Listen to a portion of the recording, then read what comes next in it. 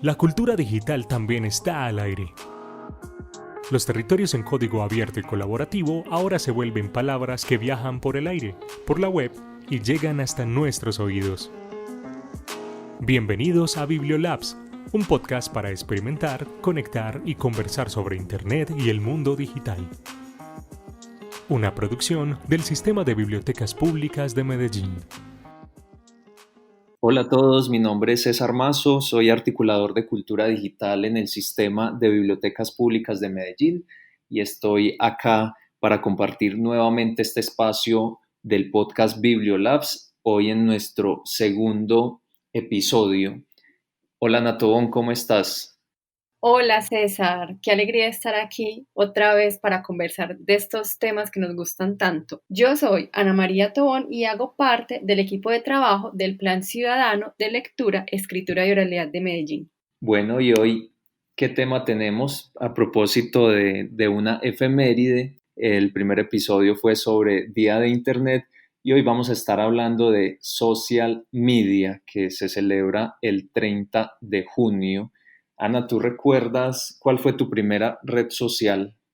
Claro que sí, mi primera red social fue en la barra del colegio, en los recreos con las amigas. Esa fue mi primera red social presencial, pero luego di un salto a las redes sociales virtuales y empecé con el Messenger.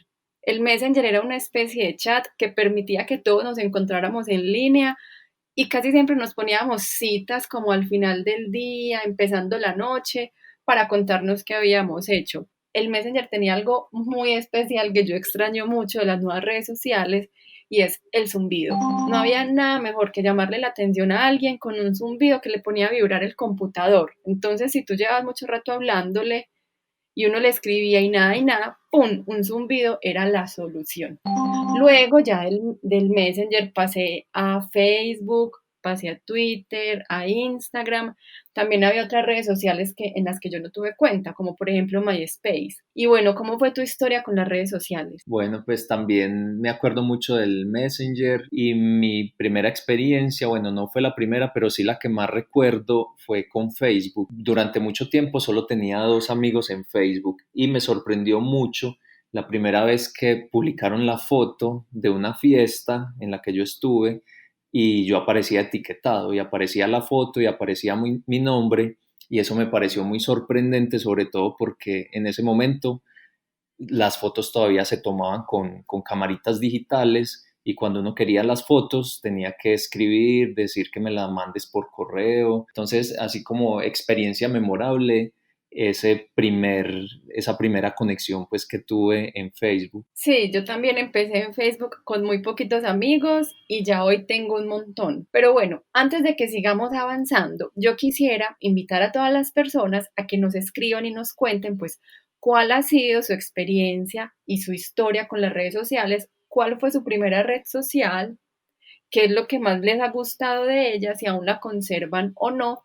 Y también quiero, César, que conversemos un poco como entre la diferencia que hay en el social media y las redes sociales.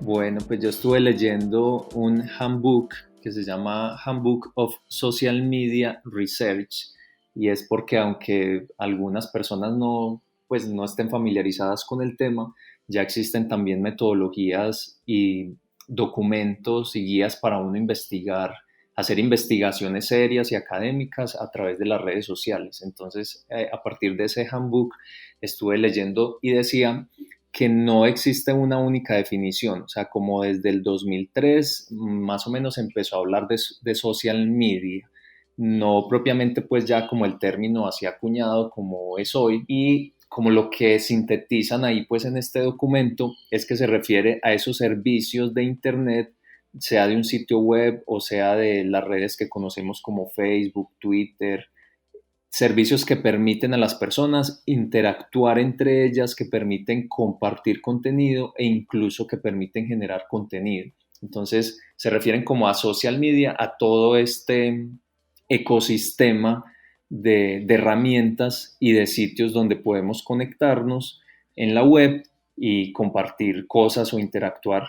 Sí, definitivamente, si fuéramos a hablar de social media, tú lo dijiste muy bien, es un ecosistema, o sea, es un ecosistema que permite que se derrumben las barreras geográficas que hay entre las personas, entre los territorios y se vayan creando unas comunidades, que la información no sea solamente de un lado hacia otro, que vaya hacia una dirección, sino que sea multidireccional. Y cuando ya nosotros vamos a hablar de la red social, pues tampoco hay una única definición, como tú decías, pero tal vez la red social podemos asociarla más como a ese punto de encuentro de distintas personas para para llevar a cabo una reunión de amigos, encontrarnos con quienes tenemos intereses en común, compartir cierta información. Lo que sí nos puede ayudar como a entender un poquito más esa diferencia, así no sea pues un concepto, es una clasificación que se hace sobre los tipos de sitios de social media. Entonces está, por ejemplo, social networking, que vendría siendo lo que tú dices de redes sociales.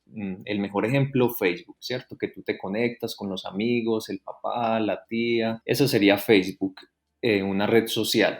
El bookmarking es cuando existen esos sitios. Actualmente no uso ninguno, pero usé mucho Delicious y uno podía guardar enlaces de internet para uno luego volver a ellos, como acordarse y volver. También han existido plataformas de social media enfocadas a noticias, donde tú sigues periódicos, medios digitales y tú puedes compartir esas noticias con una red de contactos. Está también unas plataformas que se les llama media sharing y el mejor ejemplo de esto es YouTube, o sea, como una serie de plataformas de lo que se llama también broadcasting, que es transmitir, publicar contenidos, todo esto se le conoce como media sharing. Los blogs, el Blogger, el WordPress, incluso las plataformas donde se crean foros, incluso el mismo Wikipedia, que Wikipedia tú entras y dices, no, esto no es un Facebook, no es un Twitter, o sea, como que no sabes con qué compararlo, pero es un sitio donde varias personas crean contenidos, lo editan y entre ellos hay también una interacción. Entonces mira que sí existen como un montón de categorías que hacen parte como de todo ese ecosistema que se llama social media y entre todo esto están las redes sociales, o sea que las redes sociales son solamente una partecita de todo. Y esas clasificaciones no son clasificaciones porque sí, también nos hablan de cómo ha ido cambiando la forma en la que nos comunicamos. Uno de los cambios más significativos tal vez que tenemos gracias al social media, gracias a las redes sociales, es la inmediatez para acceder a la información, para incluso modificarla y replicarla. Hace poco escuchaba un podcast sobre la historia de la radio y en este podcast decían que la radio tenía un papel muy importante para informarnos. Entonces que temblaba la tierra y la gente ahí mismo prendía la radio a ver dónde tembló, si hubo estragos, cuál fue el epicentro, qué ha pasado. Hoy en día, por ejemplo, tiembla y lo primero que hacemos es mirar en Twitter. Entonces, claro, digamos que esa forma esa inmediatez pues nos va hablando de los cambios en la comunicación. Hoy mucha gente que tiene acceso a la información en línea, hay veces tiene acceso más rápido que los mismos periodistas y antes de que salga la noticia, ya muchas personas la compartieron, ya muchas personas la editaron, ya muchas personas buscaron al experto o buscaron a el que vivía cerca de donde ocurrieron los hechos para que enviara la información. Otro de los cambios significativos que nos ha traído el social media para las maneras como nos comunicamos es que hoy la comunicación no es unidireccional, ni siquiera bidireccional, sino que tiene muchas formas, muchas direcciones y eso también va modificando algunas relaciones que tenemos, por ejemplo, con personalidades de la política, del arte, de la farándula, esa posibilidad de interactuar directamente con ellos o de incluso darle voz a comunidades que nosotros ni siquiera teníamos presentes que existían y que hoy gracias al social media pues podemos darnos cuenta de que están ahí y tienen necesidades. Ana, con esto que dices de la instantaneidad, cuando decías lo de Diana Uribe, que bueno, tembló y prende la radio, ¿sabes yo qué hago ahora? Cuando pasa algo, efectivamente como tú dices, entro a las redes y lo que hago es mirar los hashtags. Entonces yo digo, ve, ¿cuál de estos tiene muchos más? Pues cuando yo digo, ve, hay no sé, 100.000 tweets sobre este tema o 200.000, no sé. O sea, como que entro y empiezo a medir también como una especie de termómetro, como de qué tan álgido es un tema, aunque uno también a veces mira y muchas veces son como bobadas o cosas pues muy irrelevantes que uno no entiende pues cómo se volvieron pues así de virales, pero por lo general los hashtags son como esa pista que le permite a uno seguir lo que está sucediendo en un determinado momento. Entonces me llama mucho la atención, pues como esa instantaneidad tiene que ver también con ese volumen tan grande de publicaciones que uno ve al instante. Y esas etiquetas de las que tú hablas, que son palabras que uno dice, ay, ¿por qué hay tantas o por qué hay tan poquitas? ¿Por qué de un momento a otro empieza a haber más y más publicaciones relacionadas con esas etiquetas y esas palabras? Muchas veces son una semilla para un movimiento social. Sí, y ahí viene como la pregunta también sobre si las redes sociales han potenciado esos movimientos o si esos movimientos en sí mismos ya eran tan fuertes que lo que hicieron fue tomarse las redes sociales para crecer o para difundirse mucho más. Y sobre esos temas preparamos una nota que vamos a escuchar sobre movimientos sociales que se han presentado últimamente y cuál ha sido pues el papel de las redes sociales en la dinamización de estos hechos.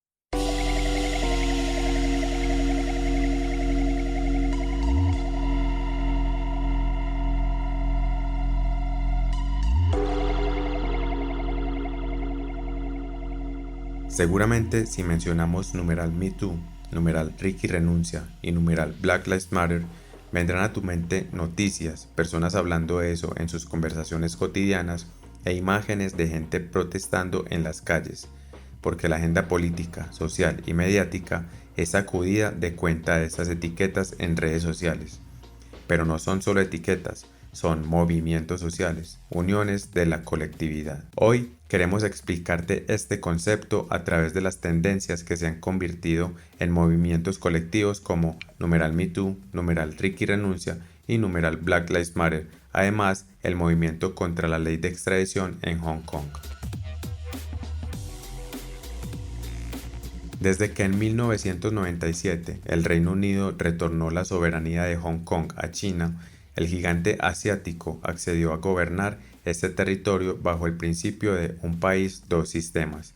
Es decir, que a diferencia de sus demás regiones, Hong Kong disfrutaría de un alto nivel de autonomía, excepto en defensa y relaciones exteriores, por los siguientes 50 años, hasta el 2047. Pero la constante amenaza de vulneración de su autonomía por parte de China ha desencadenado una oleada de fuertes protestas y movilizaciones colectivas exigiendo poner fin a la ley de extradición que quiere imponer China y que según los hongkoneses, las personas de esta región estarían sujetas a detenciones arbitrarias, juicios sesgados y torturas en China continental.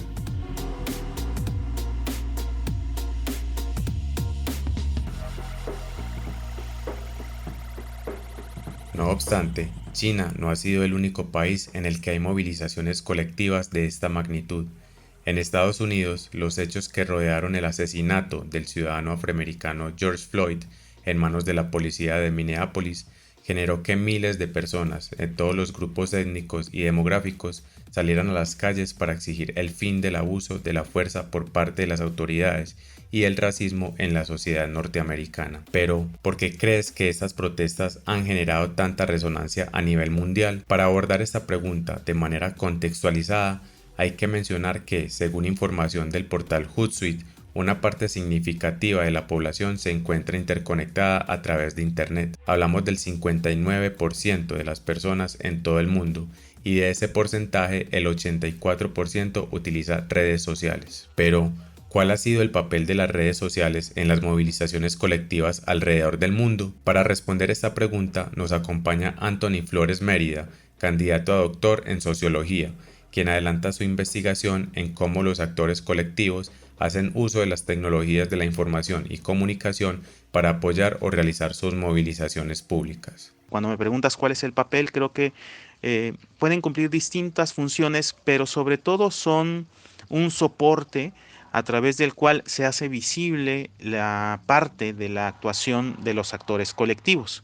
Y en ese sentido no hay una función unívoca, no hay una función única que cumplan estas tecnologías para las movilizaciones sociales, sino que dependen en parte del contexto, dependen también de la experiencia que tengan los actores colectivos para utilizar este tipo de tecnologías y en gran medida de la imaginación que tienen los propios actores colectivos para utilizar las tecnologías de una o de otra manera. Y la imaginación creo que es lo que está más presente. Entonces, en ese sentido, las tecnologías de la información en general y las redes sociales en particular son como un soporte en el que se plasma justamente la imaginación de los actores colectivos para llevar adelante sus luchas, que pueden ser muy políticas o pueden ser en ocasiones las expresiones más fervientes de solidaridad. Es decir, hay que reconocer que la forma en que los actores colectivos se movilizan también tiene múltiples propósitos y en ocasiones se trata de la lucha por el poder político, en otras ocasiones se trata de la lucha por la justicia y en otras ocasiones se trata de expresiones de solidaridad. Durante los últimos años, hemos visto cómo estas redes se han convertido en un canal donde se masifican reclamos que nacen desde esa inconformidad y que a medida que avanzan se transforman en movilizaciones colectivas que se incorporan en la agenda pública de una ciudad, un país o incluso de manera global, ya que pueden canalizar la opinión pública, ampliar el alcance y difusión de ideas y sobre todo unir a grupos que tal vez en otro momento de la historia hubiese sido imposible hacerlo.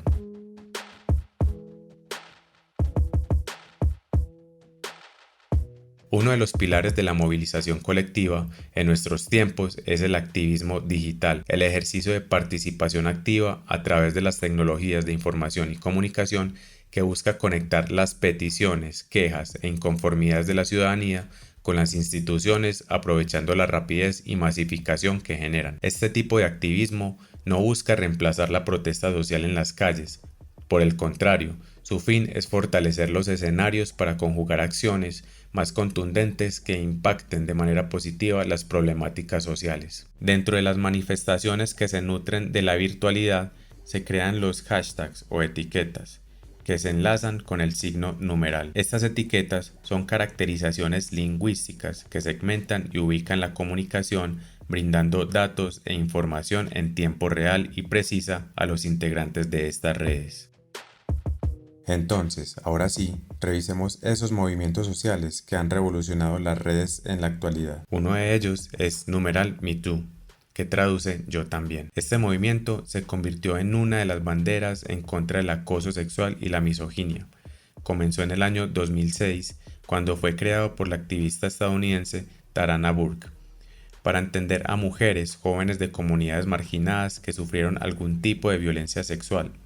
Sin embargo, tuvo su mayor despegue en el 2017 con las denuncias realizadas en las redes sociales y con la etiqueta MeToo, en contra de las agresiones sexuales cometidas por el productor cinematográfico estadounidense Harvey Weinstein. En 2019 se vivió en Puerto Rico uno de los momentos que más ha marcado su historia democrática.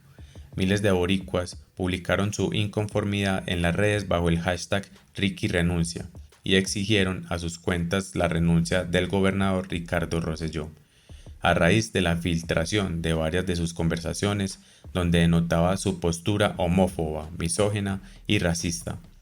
Esto, sumado a las acusaciones de corrupción en su contra, motivaron la movilización del pueblo. Estas manifestaciones fueron tendencia mundial en las redes y en consecuencia el gobernante renunció a su cargo.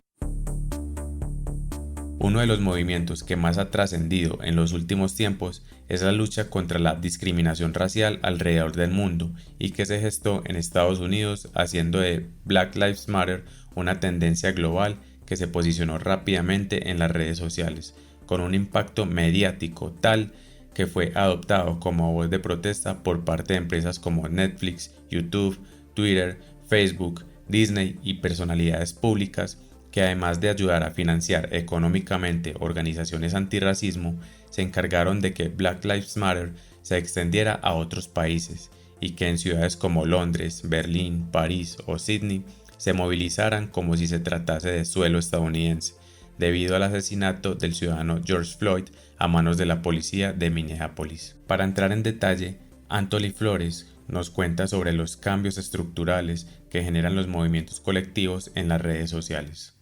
En cuanto a los cambios estructurales, los cambios sociales de gran calado que podrían estarse presentando debido a este tipo de movilizaciones que yo llamo movilizaciones digitalmente mediadas, creo que en parte este tipo de movimientos colectivos son una expresión del cambio social y por otra parte también son una causa del cambio social. Es decir, es como muy difícil tratar de definir de dónde a dónde va el efecto del cambio, pero en cierto sentido sí son una expresión de que algo ya cambió. En este sentido, ¿qué es lo que ha cambiado? Bueno, han cambiado las posibilidades de relaciones entre las personas y las autoridades, las personas y los grupos en el poder, los grupos políticos, porque hay un espacio nuevo de relación. Algunos autores y algunos analistas han sido muy optimistas en cuanto a que el Internet democratiza, pero hay que ser un poco más cautos y darnos cuenta de que hay un espacio nuevo donde se dan ciertos procesos democratizadores y en ese contexto es donde se están dando nuevas formas de interacción y de relación social que son una expresión del cambio, pero también estos nuevos espacios donde la ciudadanía se comunica entre sí misma, donde se movilizan hashtags, se movilizan testimonios, se deja en evidencia la actuación de las autoridades, etcétera, también producen ciertos cambios, como por ejemplo cuando se logra frenar una actuación por parte de las figuras de poder o cuando se les reclama que actúen en los casos en los que no lo han hecho.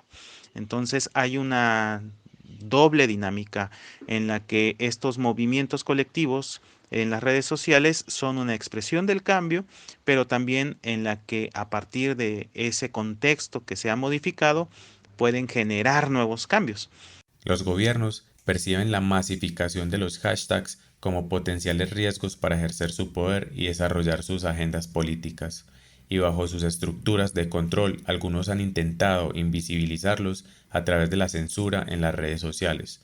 Caso concreto sucede con numeral Fight for Hong Kong, numeral Fight for Freedom y numeral Stand with Hong Kong, que han sido perseguidos por el gobierno de China, intentando desaparecer cualquier actividad de protesta en las redes sociales, pero que de igual manera han logrado trascender sus fronteras y posicionarse en las tendencias mundiales.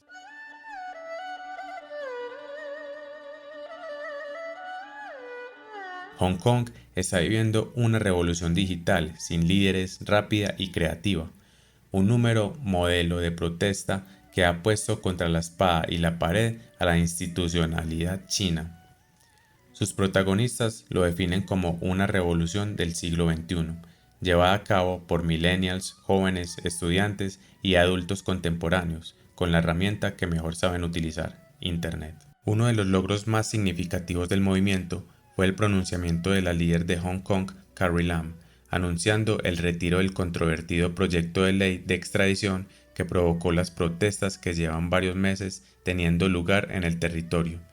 Pero los hongkoneses aún van por más y a pesar de esta decisión, el movimiento tuvo una reactivación en la post-pandemia. Según el informe de la ONG Freedom House en 2019, la censura por parte de los gobiernos mundiales se está convirtiendo en uno de los grandes problemas para el futuro de la red. Incluso supone una amenaza para su existencia. Sin embargo, ¿cuál es el futuro que les espera a los movimientos colectivos en estos medios digitales? Claro que hay un riesgo, que es el riesgo de censura, que es el riesgo de los ataques digitales, que es el riesgo de la vigilancia digital sobre las personas que deciden participar de las distintas luchas colectivas, ya sean por temas de derechos humanos, acceso a la justicia, acceso al desarrollo social, o por denunciar la corrupción, o incluso por hacer un trabajo tan necesario y loable como el periodismo. Hay muchísimos riesgos que estaban antes de las tecnologías digitales y que se han adaptado a las tecnologías digitales. Entonces, efectivamente, creo que, como bien señalas, al recordar el informe de Freedom House, eh, hay una amenaza y esto modifica las condiciones de posibilidad para los movimientos futuros. Pero así como en el pasado no ha dejado de haber resistencia por el hecho de que ha habido opresión, eh, quiero ser un poco optimista al pensar de que a pesar de los riesgos y amenazas que hay para la libertad de expresión digital, van a seguir habiendo, va a haber, va a seguir habiendo gente que proteste, va a seguir habiendo denuncia y creo que un contrapeso que permiten las tecnologías es de que si bien hay algunos riesgos como la vigilancia digital o los ataques y violencia digital, hay manera de defenderse en estos contextos y de denunciarlos adecuadamente. Creo que al igual que en el pasado, quienes deciden participar de este tipo de movimientos tienen que ser muy conscientes de que esos riesgos existen y prepararse para afrontarlos. Y adicionalmente, hay que denunciarlos cuando ocurren. Entonces, en ese sentido, los organismos internacionales y en el caso de cada país, los organismos nacionales en defensa de los derechos humanos que vigilan la libertad de expresión, etcétera, tienen que conocer que estos riesgos existen, tienen que saber que las personas podemos ser víctimas de este tipo de agresiones y los actores colectivos seguramente van a tener que adaptarse a esos contextos de violencia que no son ni menos ni más complicados que los que convencionalmente conocemos del ambiente analógico, sino que se solapan, es decir, las agresiones que son agresiones físicas, que son agresiones económicas como los despidos o los bloqueos laborales, y quienes nos movilizamos en estos territorios tenemos que tomar conciencia de los riesgos que están presentes y tratar de protegernos.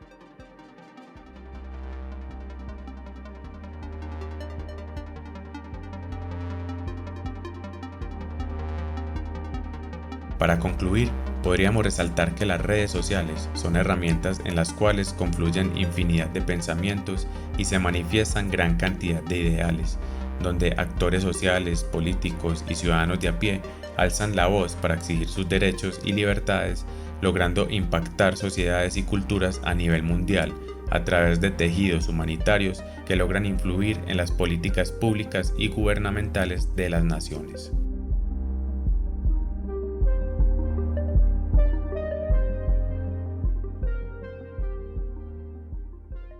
Bueno, si ves, Ana, lo que te decía de los hashtags, que si bien a veces uno se decepciona porque uno dice cómo puede haber 100.000 hashtags, pues 100.000 comentarios sobre este tema tan bobo, también como uno a través de estas publicaciones y de estas tendencias que se pueden mirar en las redes, uno puede ver movimientos y sobre todo me llama mucho la atención de estos movimientos sobre los que escuchamos los que tienen que ver con la solidaridad, o sea, cuando la gente se vincula desde la empatía, desde un ideal, como desde algo en común, por lo cual se sienten vinculados a ese movimiento.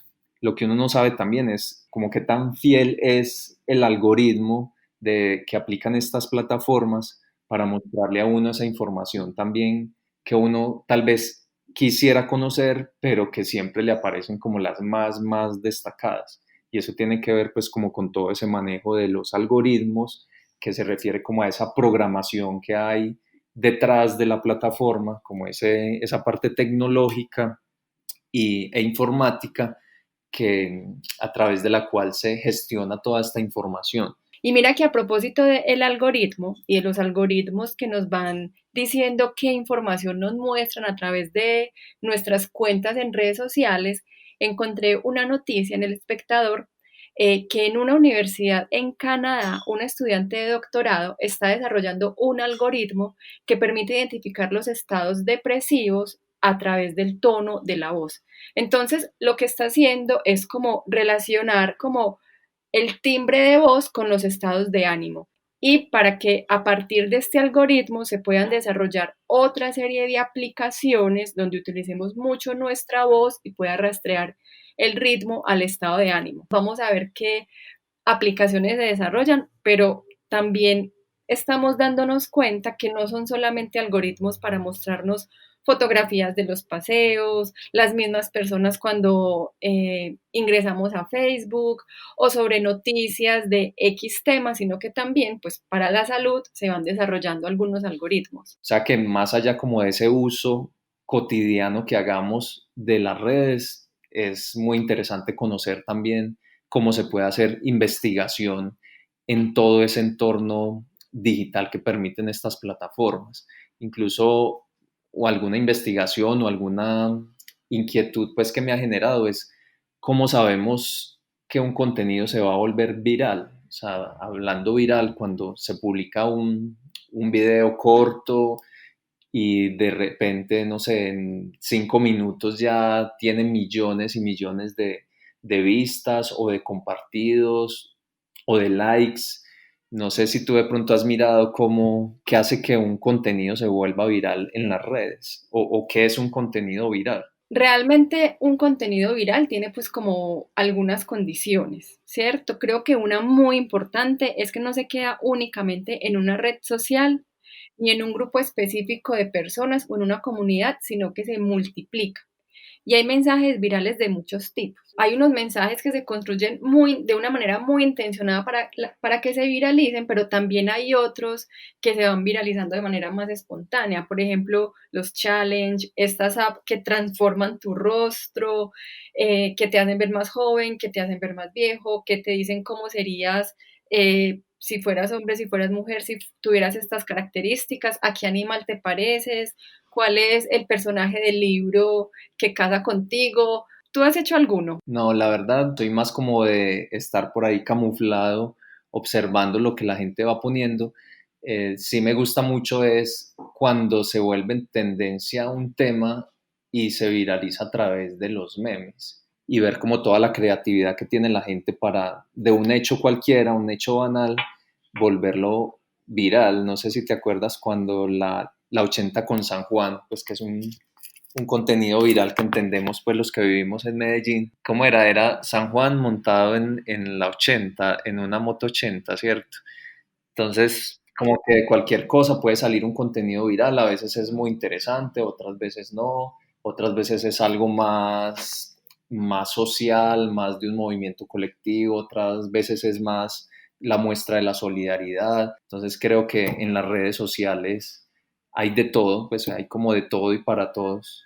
Y además de esos memes que nos hicieron reír tanto, porque tengo muchos en la cabeza en este momento, también como que cuando San Juan agache el dedo, San Juan con el palo, y bueno, esas imágenes eran graciosísimas. Quiero preguntarte, César, ¿qué es lo que hace que tú sigas una cuenta o una red social? Bueno, es que mira que yo he visto que las redes han ido cambiando mucho. Antes uno tenía Facebook para conectarse con los amigos del colegio, con los de la universidad, con el compañero de la clase de inglés.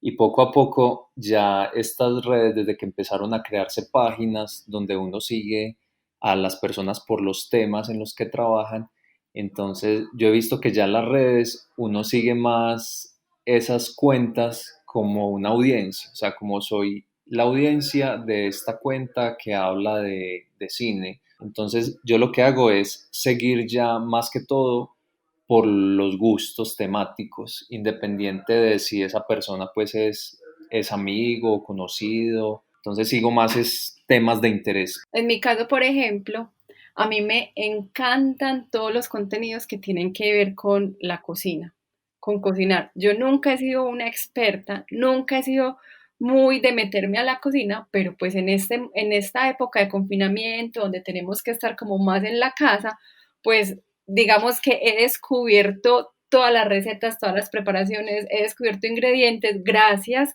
a las redes sociales, a estos contenidos que sigo que están muy enfocadas en la preparación de recetas. Uno que me encanta es Tasty. Entonces, Tasty te muestra de una manera muy fácil, de una manera estética, cómo puedes hacer una gran receta sin ser un cocinero experto y te queda rico.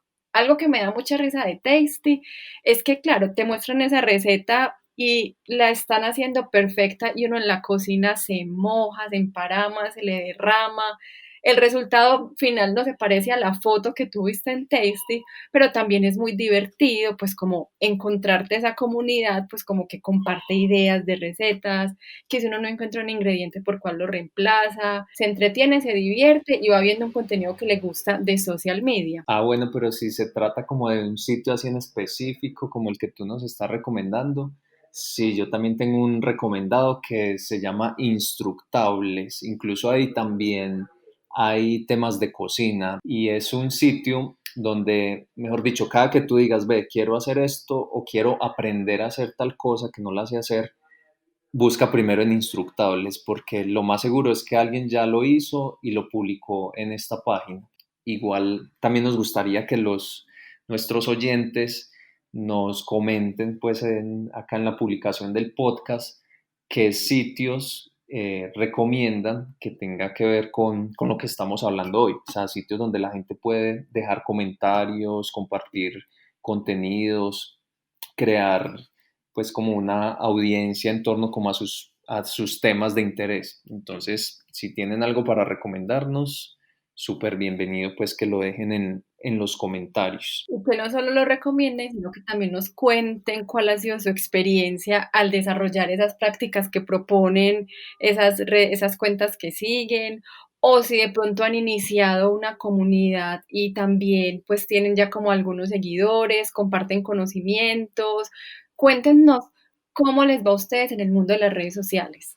Esto que de las audiencias a mí me parece de lo más interesante de las redes sociales. O sea, como hoy en día una persona, sin depender como de un medio de comunicación o de ser un escritor y conseguir una editorial que le ayude a publicar, como a través de las redes todos podemos generar nuestra propia audiencia. Así tu audiencia sean 200 personas. Ni siquiera tiene que ser solamente un negocio, o sea, también a nivel pues de emprendimiento es genial todo lo que vemos en social media, pero incluso sin llegar hasta allá, vemos como todos, si quisiéramos, y podemos hacer esa producción de contenidos y generar esa audiencia y mantenerla y publicarla y la gente estar pendiente todos los días de lo que subes. Eso me parece muy interesante de las redes. Y también algo es el networking profesional, o sea, cómo puede usar uno las redes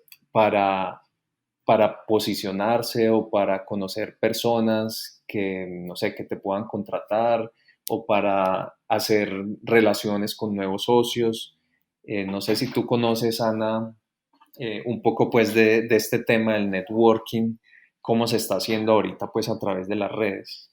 Pues yo confieso que yo he tenido cuenta en LinkedIn un par de veces, pero que no la sé manejar. Como que me abruma ese montón de notificaciones que me llegan, como que me enredo escogiendo una foto que hable de mi perfil profesional, ninguna me gusta o no sé cuál elegir. Entonces, la verdad es que no he explorado mucho esos mundos del networking y de las relaciones laborales a través de las redes sociales. Bueno, entonces no se diga más, escuchemos una nota que preparamos sobre esta plataforma para todos aquellos que o no tenemos LinkedIn o lo tenemos, pero todavía no alcanzamos a dimensionar como su versatilidad y su utilidad.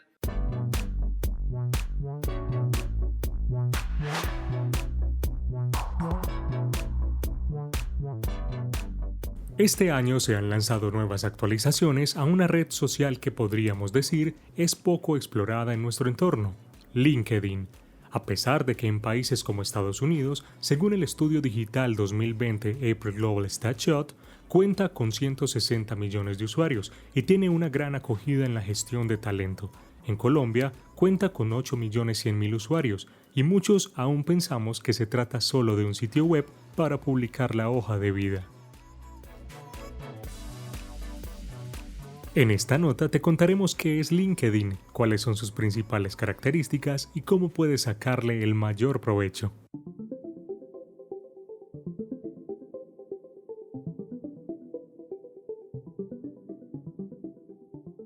Para entender la razón de ser de LinkedIn, nos remitiremos a tendencias laborales como el coworking y el networking. El coworking es una forma de trabajo en un espacio compartido donde confluyen profesionales de múltiples disciplinas y diferentes empresas que se conectan a partir de las capacidades y fomentan el trabajo conjunto. Por otro lado, el networking consiste en la construcción de redes de contactos que buscan generar oportunidades laborales, de negocio y de relaciones profesionales.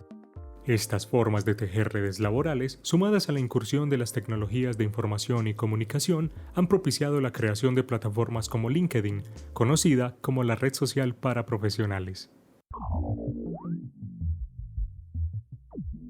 LinkedIn nació de una idea del empresario norteamericano Reid Hoffman, al pensar en el potencial de una red social en el ámbito corporativo y en cómo podría conectar a profesionales y las empresas. Así que en diciembre de 2002 fue creada LinkedIn, que en su primer año de existencia contó con apenas 100 usuarios y hoy, 12 años después, tiene 676 millones de usuarios en más de 200 países.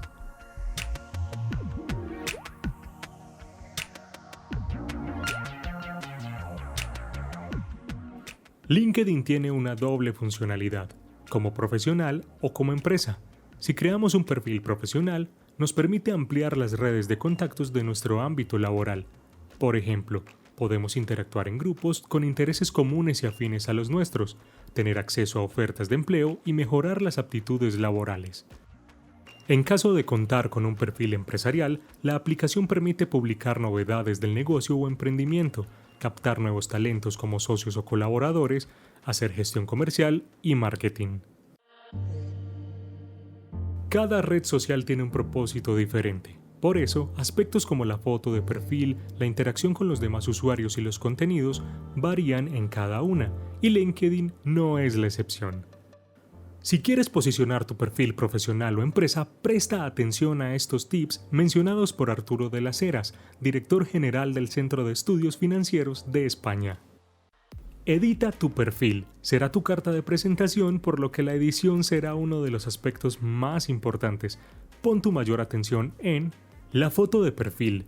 Descarta aquellas fotografías con tus amigos, familiares o viajes y fiestas que utilizarías usualmente en otras redes sociales como Facebook o Instagram. Que tu foto de perfil en LinkedIn tenga un aire de formalidad, que logre transmitir seguridad y confianza de acuerdo con tus intereses laborales. Extracto. Una buena redacción de este componente contiene de forma breve un resumen de tu vida profesional y menciona tus objetivos actuales. Recomendaciones del perfil. Estas son muy importantes, hablan por sí mismas de tu buen desempeño laboral. Puedes buscar la recomendación de antiguos jefes. Productos. Puedes adjuntar archivos en PDF, imagen o video que den cuenta de tu experiencia laboral y actividades. Estos recursos aportan credibilidad y confianza. Palabras clave. Las búsquedas en LinkedIn funcionan mediante palabras clave. Por eso, al momento de redactar tu titular, es decir, la profesión que aparece debajo de tu nombre, hazlo de forma precisa. Esto te posicionará en las búsquedas por categorías y hará que otras personas u organizaciones te encuentren de forma más fácil. Búsquedas avanzadas. Al final de la edición de tu perfil, inicia la búsqueda de personas u organizaciones de acuerdo con los objetivos que te hayas trazado. Para esto, es recomendable usar las búsquedas avanzadas mediante las palabras clave y los diferentes filtros con los que cuenta la aplicación. Grupos y comunicación. Los grupos permiten la interacción con personas que comparten intereses laborales en común. Al unirte a ellos, podrás interactuar con otros usuarios y ampliar tus redes de contactos. Recuerda que la comunicación en LinkedIn debe ser asertiva, ya que se trata de comunicar lo que hacemos y lo que deseamos profesionalmente. Las últimas novedades en actualizaciones de esta red buscan mejorar la interacción entre los usuarios y las publicaciones, poniéndola a la par con algunas dinámicas de otras redes sociales.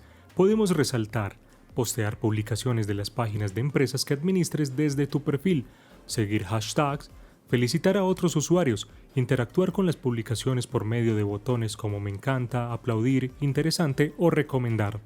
Y además, ahora es posible acceder a los grupos desde la página de inicio, enviar GIFs, mensajes de voz, ubicación, responder test de aptitudes y agregar historias. Ya sabes, LinkedIn va más allá de ser un portal de empleo.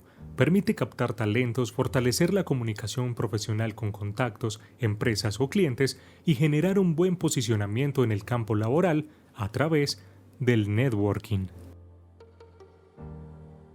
Bueno, y que no parezca pues que estamos haciéndole publicidad a LinkedIn, pero quería mencionar un dato que estuve leyendo y dice que cada 8 segundos alguien consigue empleo por LinkedIn, teniendo en cuenta pues que es una población muy grande la que está en LinkedIn, pues no sé esto qué tanto represente, pero sí el hecho de que en segundos, cada segundo, cada 8 segundos se esté moviendo la plataforma, me parece pues un dato pues muy curioso sobre el uso de esta plataforma. Sí, definitivamente creo que LinkedIn es una red que debemos explorar mucho más.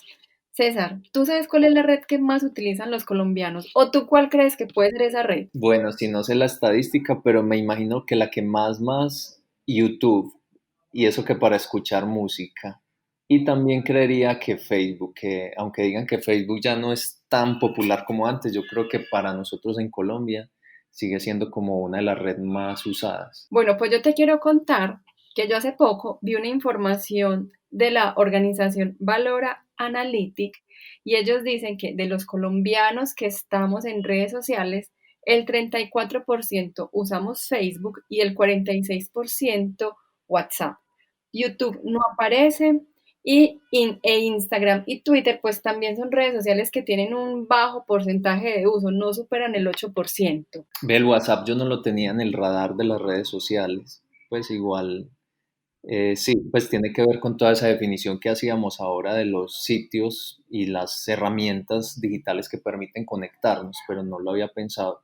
Entonces, si a eso vamos, sí, yo me identifico con los usuarios más frecuentes de WhatsApp. Sí, yo también. Una usuaria casi que 24/7 de esta red social. Sí, pues nosotros estamos es en WhatsApp y hay que estar como donde está como la gente, ¿cierto? Yo creo que eso tiene que ver mucho. Si uno está en un país o en un entorno donde una aplicación se usa mucho y por algo se llama también como red social, es porque eso es lo que lo lleva a uno a querer o a tener que estar en determinada plataforma.